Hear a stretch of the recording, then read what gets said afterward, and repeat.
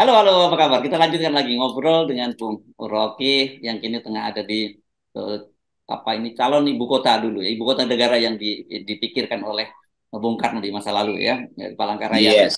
Ya, Bung Rocky ini kita lanjutkan. Saya sih lebih baik gitu akhir pekan gitu kita ngomongin yang sedikit ya, sedikit lebih dalam, sedikit kontemplatif dan mengenai etika publik. Tadi kita kan bahas juga tentang etika publik yang tidak tadi pagi kita bahas soal itu yang soal menteri tidak mundur dan sebagainya.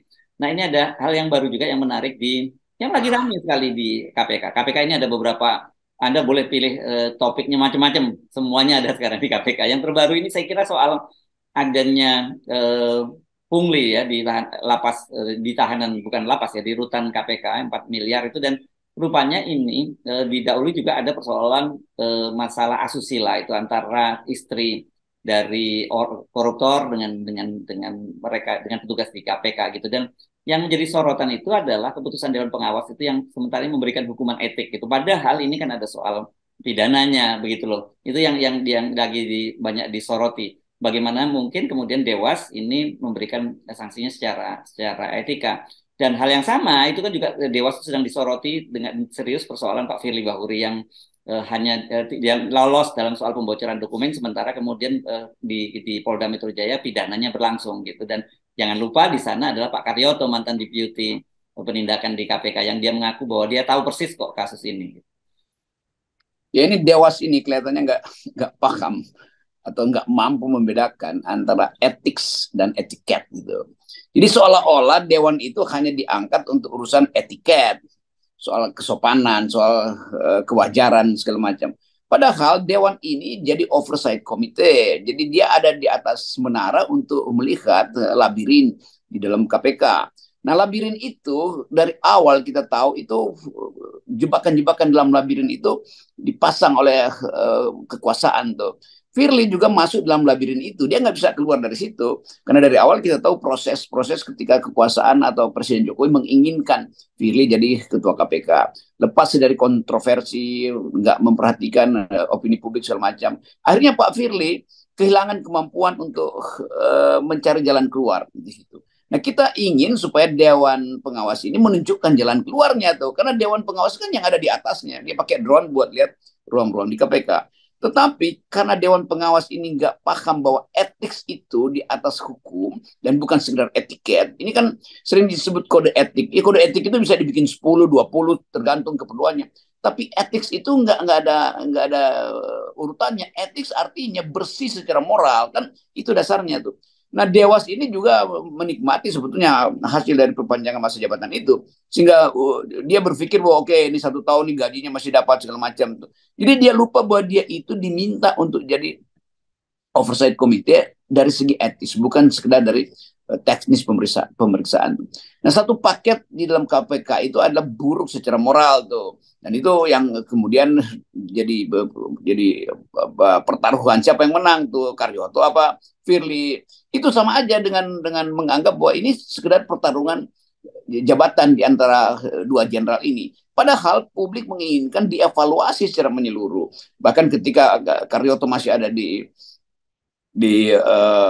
KPK. Kenapa misalnya Pak Karyoto setelah jadi Kapolda baru seolah-olah kritis dan mempersoalkan? Itu juga pertanyaan kan. Walaupun Pak Karyoto tentu punya dokumen-dokumen yang secara dicicil atau menunggu momentum untuk dibuka ke publik. Tapi sekali lagi ini bukan soal persoalan Firly dan persoalan Karyoto, tapi persoalan Dewan Pengawas yang nggak mampu untuk memberi semacam jaminan pada publik bahwa KPK masih bisa dipercaya sebagai penuntun anti korupsi. Itu udah hilang soal itu. Jadi Dewas sendiri yang memerosotkan juga harapan publik bahwa KPK bisa tumbuh sebagai lembaga terakhir untuk pemberantasan korupsi. Nah, saya mau bebankan ini pada Dewan Pengawas yang nggak paham bahwa etik itu bekerja total, bukan dicicil tuh. Wow, kalau ini bukan yang ini, iya nggak bisa itu satu pikiran atau satu analisis terhadap keadaan KPK hari ini menunjukkan bahwa Dewan Pengawas harus memberitahu pada rakyat bahwa KPK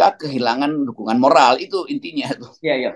Ya, itu kan tadinya kita berharap oke lah kalau para pimpinan KPK yang kehilangan etika moralnya kan kita Ya. masih berharap ada Dewan Pengawas gitu.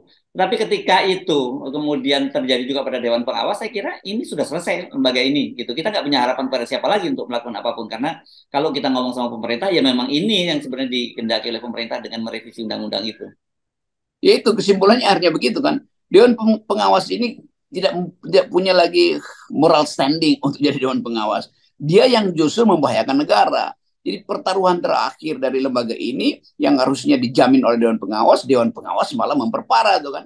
Jadi yang saya sebut kedunguan-kedunguan dalam Dewan Pengawas ini menyebabkan publik akhirnya menjatuhkan hukuman aja atau menjatuhkan cercaan bahwa seluruh aktivitas di KPK itu termasuk Dewan Pengawas nggak ada mutunya. Kan itu sebetulnya. Nah, kemarahan ini yang harusnya juga Pak Jokowi pahami itu bahwa itu moral di KPK itu hilang sama sekali itu. Bukan karena setiap hari Novel Baswedan menciut sesuatu dari situ, tapi publik juga melihat bahwa itu udah nggak bermutu tuh. Nah, kita ingin sebetulnya ada semacam kesadaran dari sebut aja Pak Firly itu datang aja ke publik mengatakan bahwa memang yang saya pimpin ini akhirnya nggak bermutu lagi dan saya mau mundurkan diri. Itu lebih bermutu ucapan Firly itu yang saya tunggu sebetulnya tuh. Supaya selesai lah bahwa Firly di ujung masa jabatannya masih mampu memulihkan keyakinan publik bahwa kalau dia tidak berhasil, mending dia mundur. Dengan cara itu, dia dapat moral standing baru untuk aktivitas dia selanjutnya. Kan Pak Firly mungkin masih berpikir untuk jadi politisi atau segala macam. Ini sayang tuh. Sekaligus kita mau terangkan bahwa udah itu masa keemasan KPK secara moral udah selesai itu. Itu di pengakuan itu yang kita minta kejujuran tuh. Demikian juga Pak Karyoto tuh. Kalau tahu banyak hal, ucapkan supaya jangan seolah-olah itu saling tagih-menagih dengan ketua KPK. Karena publik melihat bahwa seluruh isi KPK itu udah bobrok dan kebobrokan itu diperparah oleh Dewan Pengawas yang juga bobrok cara melihat soal integritas. Ya, ya. Oke. Nah, ini kan kita sering juga membahas bahwa KPK, Mahkamah Konstitusi, KPU itu adalah salah satu lembaga-lembaga produk dari reformasi begitu ya. Tetapi sekarang ini kan kita tahu semua produk-produk reformasi itu udah kehilangan kepercayaan dari publik. Jadi artinya sebenarnya mandat publik kepada lembaga-lembaga ini sudah berakhir begitu dan ini terjadi terutama pada era pemerintahan Presiden Jokowi kan. Jadi ya sama saja. Jadi kita nggak perlu kaget kalau kemudian ada kemarin mahasiswa dari BEM, maksud saya Ketua BEM UI dengan keras melantang menyatakan yang menuntut Pak Jokowi mundur gitu. Nah itu pertanyaan orang, kenapa sih orang memang sudah maunya mundur kok pasti dituntut mundur juga? Kenapa nggak sabaran menunggu proses demokrasi gitu supaya kita tetap selalu tertib lah bangsa ini tidak pernah ada seorang pemerintah, seorang presiden diminta dimundur di tengah jalan gitu. Betul tadi istilahnya, mandat publik itu total dan final tuh. Karena kita mau ingatkan reformasi itu artinya perubahan kualitatif dari sistem sebelumnya ke sistem yang baru tuh. Nah, Ya. mandat publik menginginkan lembaga-lembaga penopang etika baru ini bekerja secara maksimal. KPK, KPU, Mahkamah Konstitusi. Nah, sekarang mandat itu hilang marwahnya karena perilaku dari Presiden Jokowi. Kan Presiden Jokowi mengintervensi semua itu. Mahkamah Agung diintervensi, Mahkamah Konstitusi diintervensi, KPU diintervensi. Kalau bilang apa yang diintervensi, lihat aja hasilnya. Kan berantakan semua kan. Jadi artinya Presiden Jokowi memberantakkan pelembagaan politik atau institusionalisasi di dalam lembaga-lembaga yang seharusnya menegakkan moral.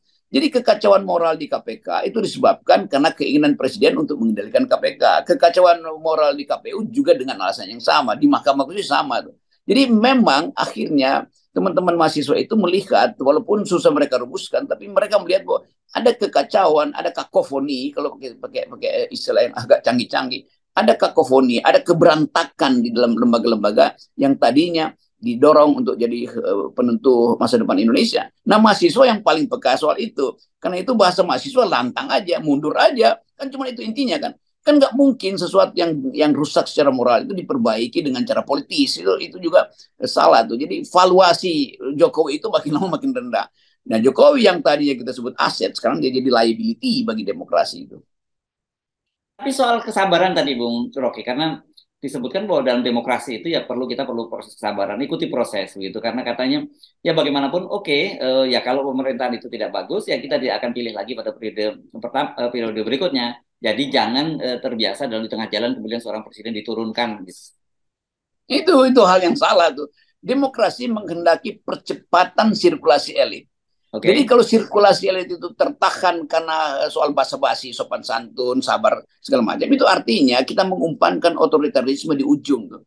Jadi kalau ada tanda-tanda pemburukan, ya langsung diamputasi kan. Kan itu juga menyangkut kesehatan kita tuh. Jadi kalau ada tanda-tanda bahwa sel di dalam diri kita itu buruk, ya mesti dioperasi. Walaupun Tuhan atau alam semesta memberi sinyal pada si sel supaya bunuh diri itu. Di dalam ilmu kedokteran ada istilah apoptosi. Jadi sel yang rusak itu dia diberi niat bunuh diri oleh tubuhnya sendiri. Jadi dia akan menghilangkan dirinya tuh supaya dia nggak mengganggu sel yang lain. Kalau selnya gagal bunuh diri, dia akan metastasi, merusak sel yang lain. Jadi mahasiswa melihat bahwa mestinya ada apoptosi, kesadaran untuk turun. Kalau nggak bisa, ya diturunkan. Kira-kira begitu perumpamaannya kalau kita pakai istilah-istilah kedokteran. Jadi hal-hal yang sebetulnya simpel nggak usah dibayangkan. Udah kalau begitu tunggu sabar. Nah bayangin misalnya kalau dalam kesabaran itu sang presiden cawe-cawenya makin jadi itu. Tunggu sabar aja 5 tahun lagi itu. Kan nggak begitu tuh. Demokrasi selalu ada momen untuk diinterupsi. Oleh siapa ya? Oleh oposisi. Karena oposisi nggak ada, mahasiswa mengambil alih peran oposisi dengan bahasa yang mungkin dianggap radikal atau kasar atau makar. Tapi itu intinya memang mahasiswa atau dunia kampus mulai paham bahwa Pak Jokowi itu nggak mungkin masih menyimpan semacam harapan nilai-nilai demokrasi. Dari awal, terutama setelah periode kedua, Pak Jokowi berubah menjadi seorang yang hendak merusak demokrasi demi reputasi dia sendiri itu.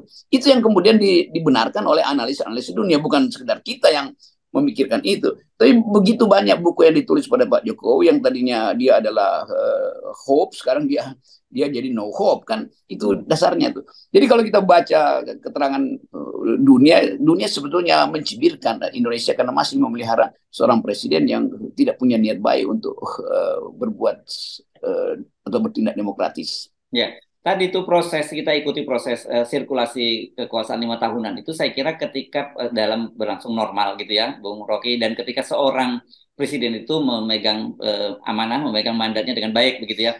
Ketika itu ternyata justru malah apa yang terjadi pada Presiden Jokowi kan kita tahu semua beliau ingin memperpanjang masa jabatannya. Ya saya kira mungkin tadi itu dogma atau apa ya, pentingnya kesabaran dalam berdemokrasi itu nggak berlaku lagi dong gitu. Nggak ada begituan kan, bahkan konstitusi bilang presiden bisa dibatalkan, bisa dihentikan sebelum masa jabatannya selesai. Itu artinya prosesnya secara konstitusional juga dimungkinkan. Kenapa dihalangi? Kan biasa aja kan kalau seseorang itu ada di dalam kekuasaan dan lupa diri ya ditegur. Kalau nggak bisa ditegur ya dihentikan.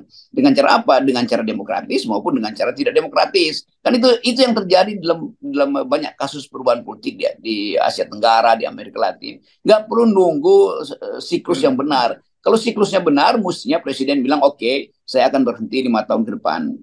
Mestinya dia ucapkan itu dari 2019. Tapi kan selama periode Pak Jokowi kan dia berupaya terus untuk memperpanjang jabatannya, bahkan mengubah-ubah kebijakan atau berupaya mempengaruhi kebijakan-kebijakan yang menyangkut pemilihan umum. Jadi itu dasarnya tuh kenapa mahasiswa akhirnya mengambil kesimpulan ya udah turun aja secara damai atau berdarah-darah. Kan kata berdarah-darah itu bukan dalam pengertian real berdarah-darah, tapi nanti diturunkan dengan tidak enak, kira-kira begitu. Ya, metafora lah itu ya. Iya, itu metafor. Iya, ya. Dan banyak juga orang kemudian mengecam. Ini saya banyak baca sekali, banyak masukan karena kok dianggap konten Anda kemarin itu mendukung. Gitu ya, penilaian publik itu bahwa Anda mendukung apa yang dilakukan oleh Ketua BEM UI yang menyatakan mau turun dengan baik-baik atau turun berdarah-darah. Dan mereka menyatakan harusnya kan bagaimanapun juga namanya mahasiswa itu harus ada etika, ada kesopanan begitu dan menggunakan kata-kata yang baik itu. Itu yang banyak saya dikritik, terutama pada Anda sebenarnya kritiknya. Nggak boleh ada sopan santun dalam politik. Sopan santun itu dalam relasi personal. Saya bersopan-sopan pada Pak Jokowi karena dia adalah kepala dari sebuah keluarga. Saya bersopan pada Ibu Mega, bersopan pada SBY, bersopan-sopan pada Pak Firly, atau bersopan pada Ketua Mahkamah Konstitusi, bersopan pada Pak Luhut, bersopan pada Pak Mahfud. Karena itu dalam rangka persahabatan antar manusia. Tapi dalam soal kebijakan, nggak mungkin sopan-sopan. Sopan-sopan artinya jangan kasih kritik kalau begitu kan. Ini juga, ini buzzer-buzzer ini seolah edarkan bahwa mesti sopan. Apa yang harus sopan?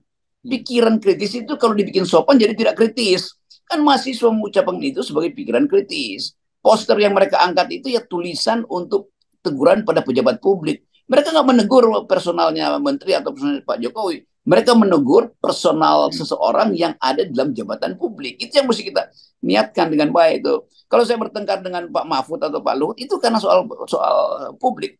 Saya bersahabat aja baik-baik, bisa bercanda-bercanda tuh. Dan mereka paham itu. Harusnya juga nih buzzer tahu, tahu.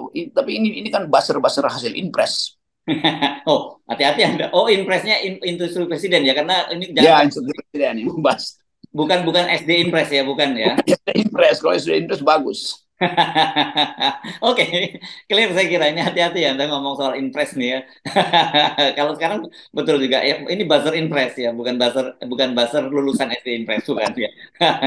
Oke, baik Bu Rocky, terima kasih tetap 0% ya Bu Ya, Rocky ya. Yes. saya tetap dukung pikiran kritis dari para mahasiswa itu. Yes, oke. Thank you. Ya.